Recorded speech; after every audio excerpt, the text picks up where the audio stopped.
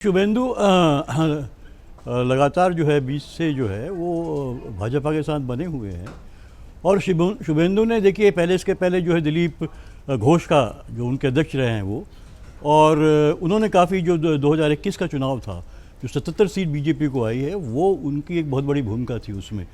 लेकिन उनको side track कर दिया गया। फिर शुभेंदु जो है वो लाइमलाइट में आए और वो फ्रंट पे आए, और तब से वो लगातार वही देखिए जो उनका एजेंडा है भारतीय जनता पार्टी का, जो हिंदुज़म का जो है, हिंदुत्ववाद का, एंटी मुस्लिम जो एजेंडा है, जैसे आपका असम में हम देखते हैं जो वहाँ के मुख्यमंत्री है, बिल्कुल उसी तर्ज पे जो है शुभेंदु ने ये कम्युनिकेट किया। हालांकि वो कांग्रेस से टीएमसी में गए, टीएमसी में काफ़ी समय रहे, मंत्री भी रहे, और वो जो है संघ को उनको कन्विंस करने के लिए उन्हें पूरी तरीके से जो है, क्योंकि उनको पता था कि अगर संघ जब तक अप्रूव नहीं करेगा तब तक जो है वो जो है कि चीफ मिनिस्टर की उस पर नहीं बैठेंगे। तो उन्होंने 2020 से ही तैयारी करी थी पूरी, और उन्होंने पूरा ये कोशिश करी किस तरह से एक डिवीज़न किया जाए, पूरा कम्युनलाइज किया जाए पूरा माहौल को और हर तरफ से। और उन्होंने सीधे सीधे कहा, उन्होंने आपको देखा नंदीग्राम में उन्होंने अभी कहा था सबका साथ सबका विकास नहीं, जो हमारे साथ उसका विकास। और साहब कहा था मैं तो हिंदुओं का ही काम करूंगा, हिंदुओं ने मुझे वोट दिया, मुस्लिम तो खुलेआम उन्होंने वही जो विश्वकर्मा वहाँ कर रहे थे असम में वो उन्होंने किया पूरी तरीके से।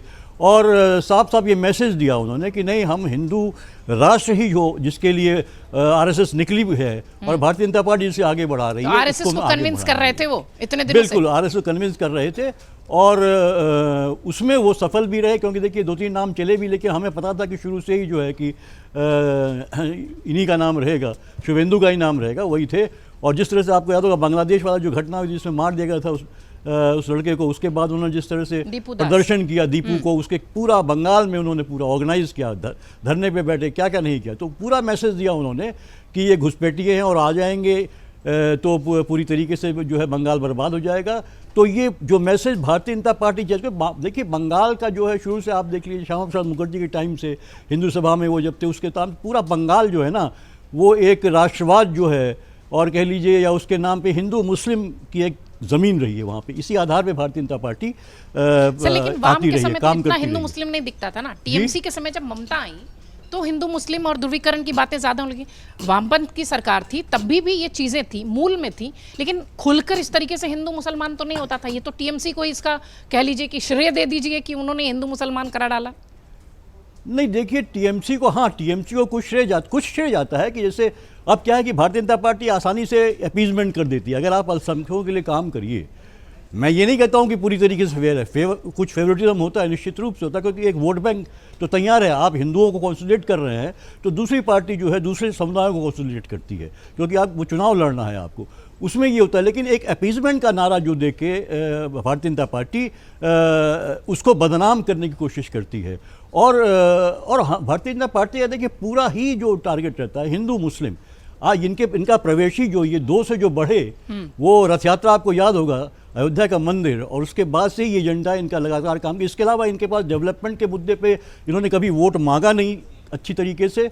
सबका विकास तो शुभेंदु ने कह दिया कि नहीं चाहिए हमें, तो हम खास लोगों का ही विकास हिंदुओं करेंगे, तो वो इनका एजेंडे में रहा है और इसके आधार पे ही भारतीय जनता पार्टी बढ़ती रही है।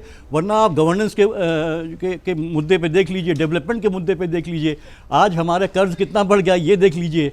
आज हमारा जो कर्ज है वो कम से कम आपका जो है कि पर आदमी जो है इस समय इस देश का नागरिक 2 लाख से ज्यादा कर्ज उसके ऊपर आ गया है पूरा। सर वोट तो मिल रहा है ना। नहीं वही मैं कह रहा हूँ, तो वोट कैसे मिल रहा है? इसी तरह से जो हिंदुत्व वाले के एजेंडे को लेके कि एंटी मुस्लिम जो एक घृणा, एक विद्वेष मुसलमान बहुत भर गया है।